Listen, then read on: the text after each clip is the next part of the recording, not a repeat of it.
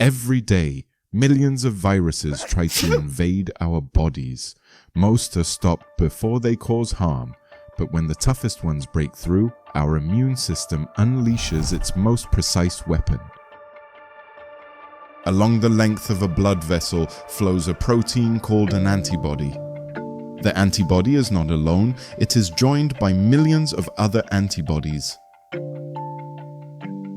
The antibody's path continues along the walls of the blood vessel until it takes a turn right into a capillary. As the antibody goes along the capillary, it stops when it passes beside the gaps formed by contracting endothelial cells that shrink. This phenomenon occurs during inflammatory reactions and usually signals the presence of unwanted pathogens. Now, in the interstitial space, the antibody moves toward its predetermined target, the very pathogen responsible for triggering this immune alarm. From a closer angle, the enemy is revealed, a virus attempting to spread its infection. The antibody attaches to the viral antigen, forming an antigen-antibody complex. This binding event, called opsonization, marks the pathogen for destruction and activates the complement system. Complement proteins surge forward, coating the virus and releasing chemical signals that will attract a devastating weapon. The silence is loud.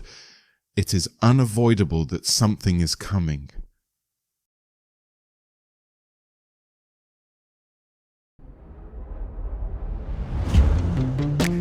And there it comes. A massive macrophage cell drawn by the chemical signals released by complement proteins.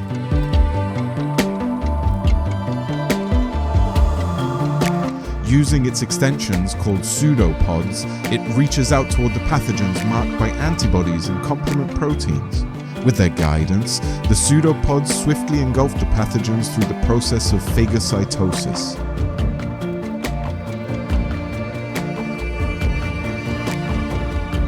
Through this coordinated response, the immune system neutralizes the threat and restores balance to the tissue.